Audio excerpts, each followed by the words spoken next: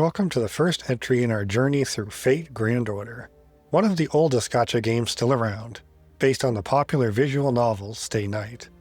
This series will take us through every chapter of humanity's greatest battle against extinction, starting with where it all began, Singularity F in Fuyuki City, 2004. While Fate Grand Order eventually became renowned for its incredible storytelling, particularly from Camelot onwards, this prologue chapter serves as both an introduction to the game's mechanics and a rather rough foundation that would later support some of the finest writing around. As we dive deeper with each episode, we'll explore the real histories and legends behind the heroes and villains summoned to these time-entangled wars.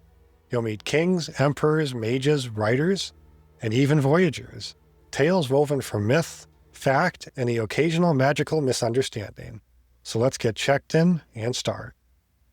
We, the player, a person of questionable magical aptitude, but excellent paperwork filing skills, are poked, prodded, and ultimately authorized to join the illustrious Security Organization for the Preservation of Humanity, otherwise known as Chaldea. Naturally, nothing happens on time.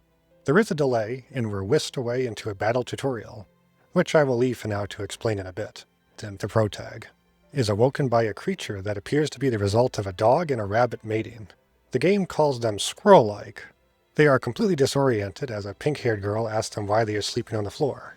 You can choose different dialogue options, but they don't change anything beyond a sentence or two.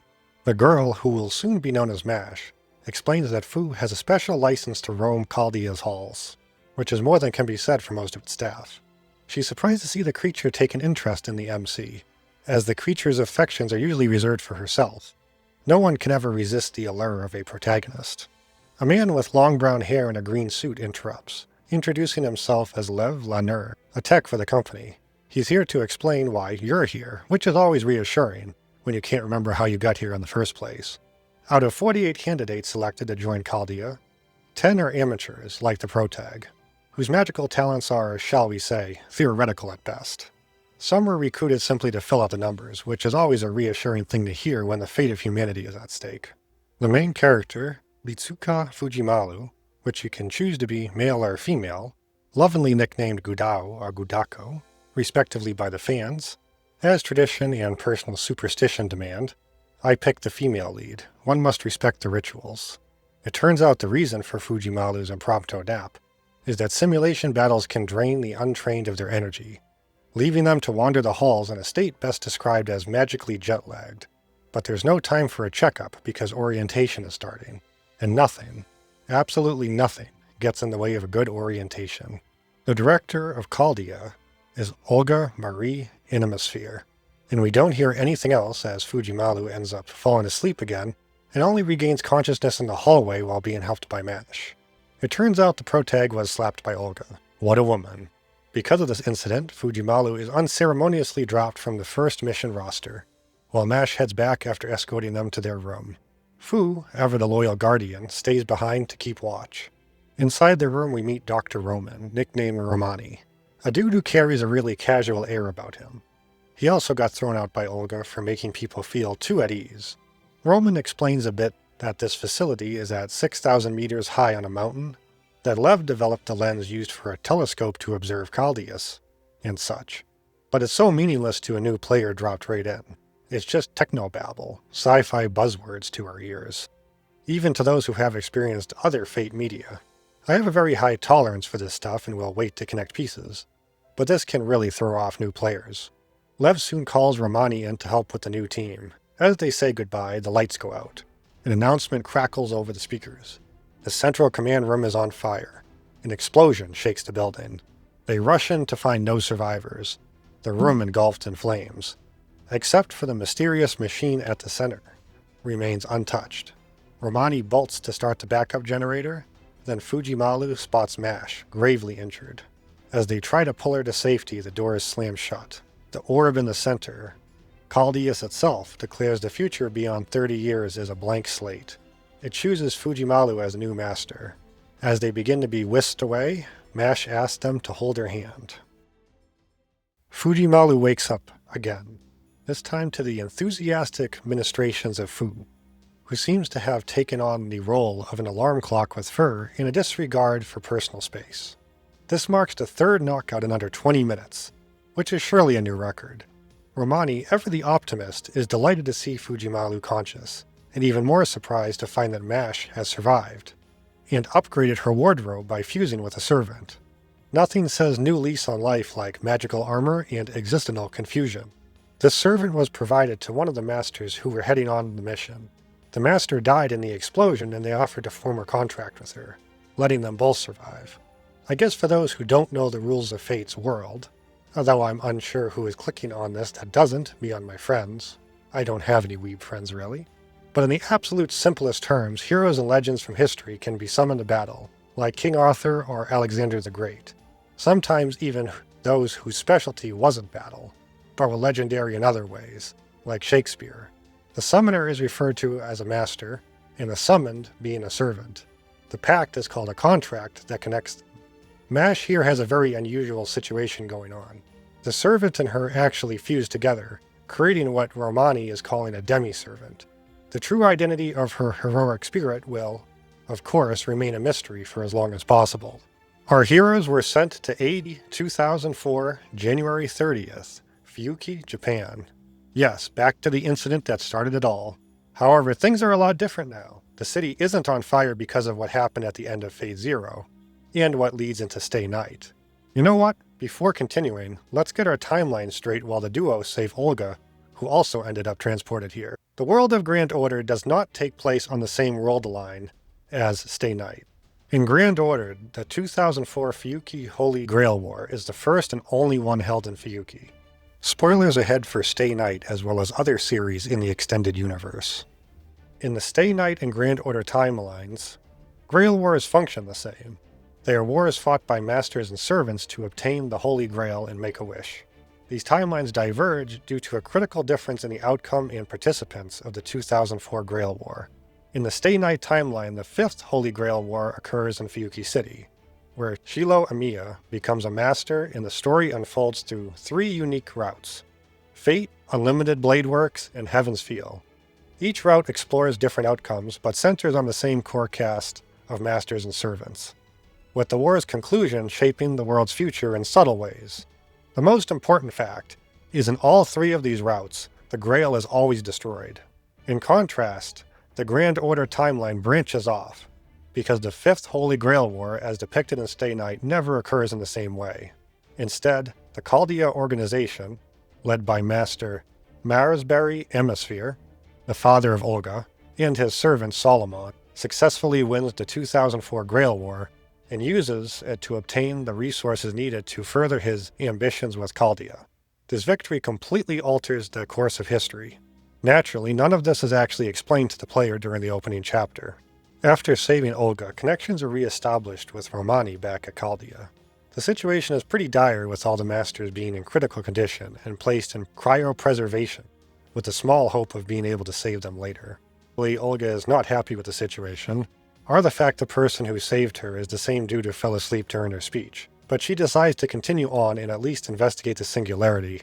As if she goes back empty-handed, the Mage Association might kick her out and take over the Chaldea company. And then, at last, the moment every man dreams of, their first gacha pulls. I don't know if this is scripted, but I somehow ended up with all 3 Gorgon sisters on the first pull. Medusa herself, along with Steno, and Uriel. Shortly after, I even got the Lancer variant of Medusa. This greatly pleases my taste. With our servants in place, I suppose that means it's time to discuss the battle system. Fate Go employs a turn-based combat system centered around command cards. The system features 3 card types: Quick green cards that raises crit chance, Art blue cards that build a noble phantasm gauge. That's a servant's ultimate attack.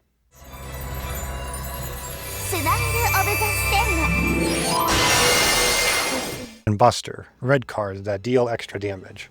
Each turn you're doled out a set of 5 cards that could correspond to any of the 3 servants on the field. You can select these cards based on your preferences, but the order and combo does matter. The first card you choose affects how bonuses stack with subsequent cards, sometimes even providing effects like an extra attack for the turn. There is other layers that provide complexity like class weaknesses, buffs, debuffs, and command spells.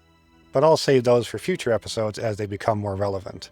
One last thing I will mention is that your third servant slot can be chosen from a selection of other players' characters. This lets new players progress a ton in the main story easily, rather than be stuck grinding forever or forking out a bunch of money. It's a great feature. Nikkei, are you listening? Upon starting exploration, Olga demands an apology from Fujimaru for falling asleep during her speech. Fujimaru, for their part, doesn't really remember the incident, but the full speech is shown anyhow, where Olga's personality gets more developed, and we get the full context of why they send people on these missions. Chaldea, the company, made a device called the Chaldea. Yes, that's confusing. The device can observe Earth into the future by showing if there is still lights on from civilizations. When looking into the year 2018, it shows a dark, barren planet, a cosmic closed sign. Humanity, it seems, has gone extinct. The culprit? An anomaly in time, soon dubbed a singularity. It's an event that managed to wipe out all of humanity by popping up in the past, then colliding with the present in 2018. Time travel is always weird when you try to explain it. After some wandering, our heroes find themselves cornered by corrupted servants from the Grail War. Mash, valiant as ever, can't hold them off alone. Salvation arrives in the form of a familiar face, at least familiar to anyone who spent time in Stay Night. Cú Chulainn, an Irish hero from mythology, and son of the god Lo. I won't be going into detail about this servant's backstory in real-world history, like I will be for others in future episodes, due to the fact it's just not relevant for this Singularity's plot. But I will note he maintains his flirtatious personality, as known for in Irish mythology. Although there is something different about him in this Grail Wars timeline. He's a caster this time instead of wielding his lance, showing that things really have gone astray in this version of Fiyuki. Within the original Holy Grail War, there was 7 classes: Saber, Archer, Lancer, Rider, Caster, Assassin, and Berserker. Fate Go would expand this list over time, and Mash isn't looking like any of those 7 classes as Ku notes. She's a special Shielder class and still only one of 2 to this very day in the game, fitting as she's a main character. This raises the chances players will use her on the team for being unique. Ku is fittingly bewildered by the video chat and shares that during the Holy Grail War, all the humans vanished and the city went up in flames seemingly all at once. Then Saber went mad and turned other servants into corrupted dark beings. Ku appears to be the only servant left, and defeating Saber would end this war and let him return to the Throne of Heroes, a sort of place separate from time itself where heroic spirits wait to be summoned again. But before they can take on Saber and find the Greater Grail to end this singularity, Mash seems to be having some issues using her noble phantasm. As it turns out, she's just overthinking things and doubting herself, a time-honored tradition for new heroes, right up there with dramatic speeches and improbable hair colors. Next, the heroes need to deal with Archer and Berserker before finding Saber. Though it's a big disappointment with Archer not offering much of a fight, Berserker is not even anywhere to be found. They were mentioned, but there is no boss fight and we never see them. So if it was still Hercules or not, who knows. Archer does drop an interesting phrase upon death, saying, "Well done, Mage of Flowers." Who knew her noble phantasm could be used that way? At first this would seem like a completely random thing to say. It's most likely referring to Ku being a mage. There is a flower named after him, the Krios Cú Chulainn, or Chulainn belt, and the noble phantasm would be Mash's then. Even if most of us probably didn't use it in the battle, story-wise, she likely did. But Fate, being Fate, likes its titles like it enjoys its timelines. Overlapping, contradictory, and with a faint whiff of Avalon. Within Fate, Merlin is called the Mage of Flowers, even having the command code to prove it. My first thought was that Archer was tipping his metaphorical hat to Merlin, especially since the next act involves a spot of sword swinging with King Arthur, and Saber might have used her noble phantasm to corrupt the servants. Merlin was an important figure in the legends guiding the hero, and he, after all, is the sort of legendary figure who would turn up at the end of the world and ask if anyone wanted a spot of tea.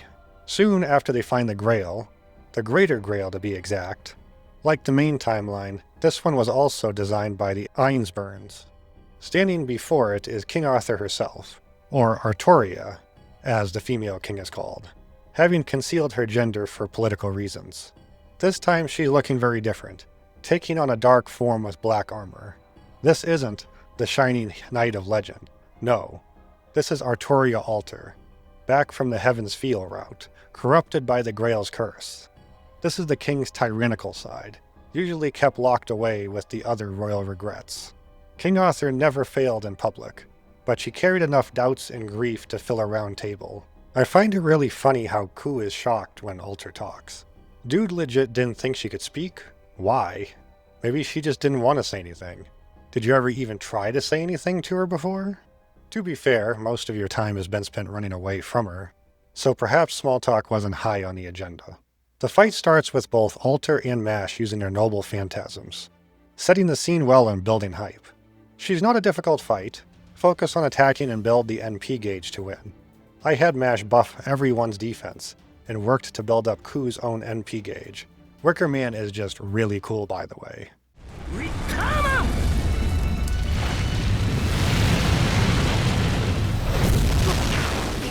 As the battle drags on, you can see Alter's own gauge fill.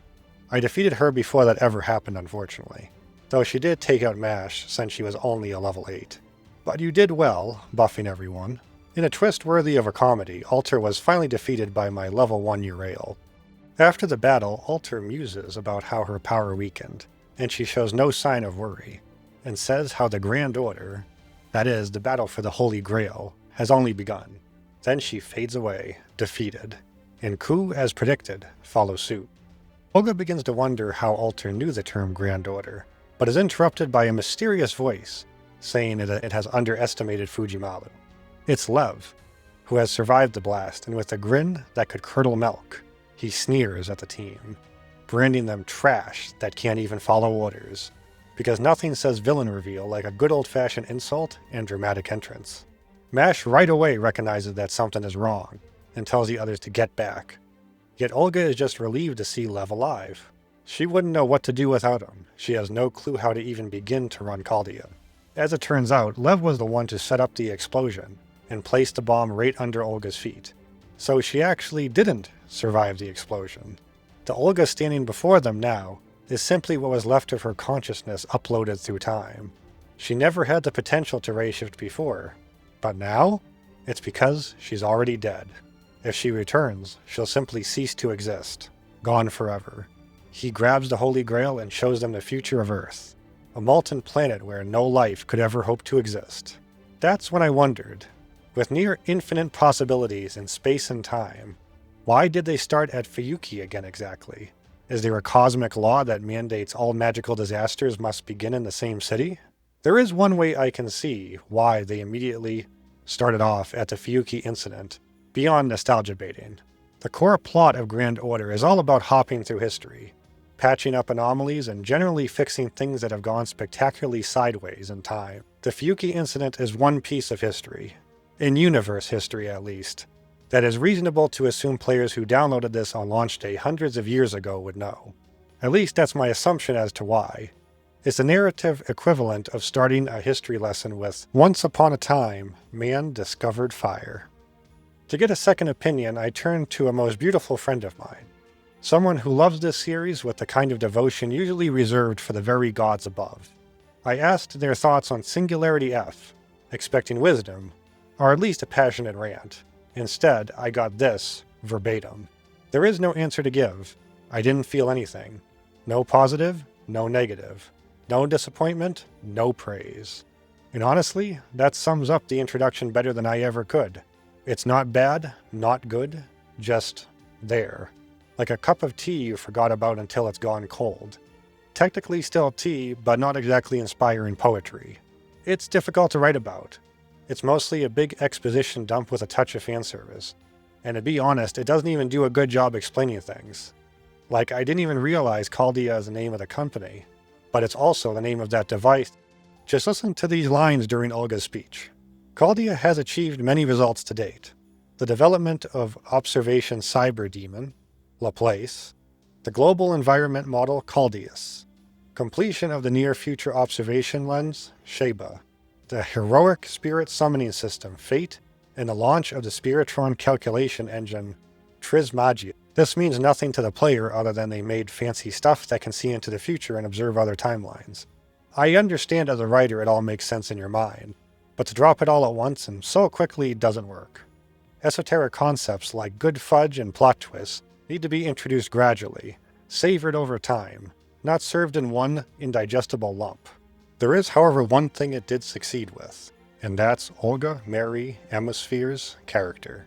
Olga's story is one of quiet suffering and relentless expectation, shaped by her lineage and the shadows it casts.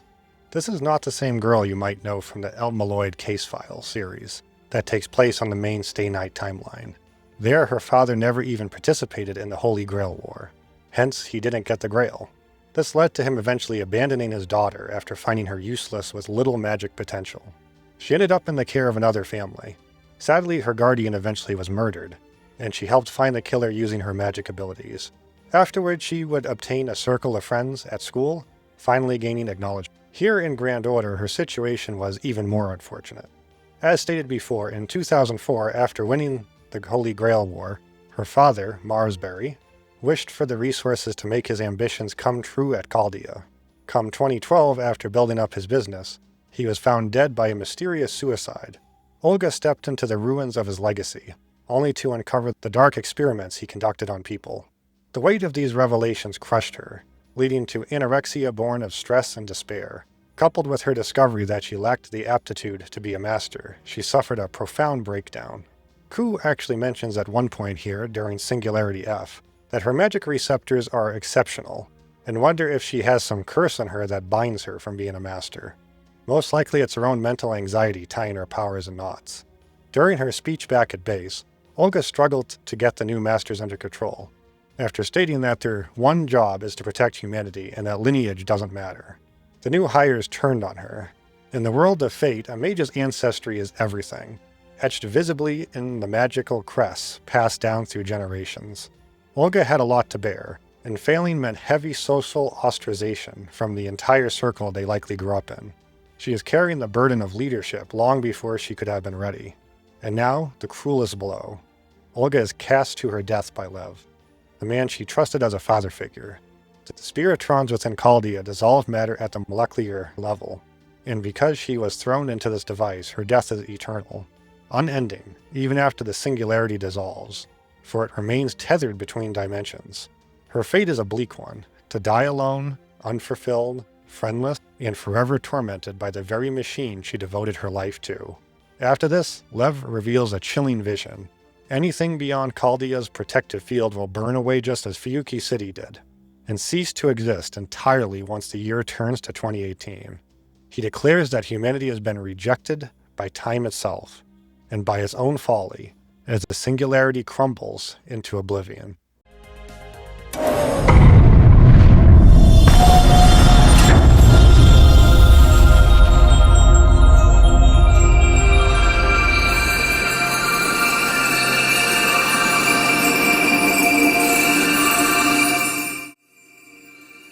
Just as I was finishing up this episode for the 10th anniversary, Olga has become summonable as a special Unbeast class, with her own well-deserved animation and all. We'll see what the future holds in store as we explore future episodes. Hey there, thanks for watching. If you enjoyed, be sure to like, drop a comment, and maybe even ring that bell. And thank you so much to my Patreons, Coretta Zerti, Undercover Squirrel, and Virus Network. You dudes are awesome. This is my first step into more modern games, and I will continue to cover Fate between my bigger episodes, as the individual singularities and lost belts are fairly short. I'm really looking forward to the next chapter, Orleans, because it centers around Jeanne d'Arc and the 100 Years' War, which will be interesting to talk about the real-world history. For bigger games in the agenda is Eternal Sonata, Sword Art Online, Fatal Bullet, and Persona 5. If any of those strike you, or even if you have other suggestions, be sure to drop a comment below. Till next time, see you soon.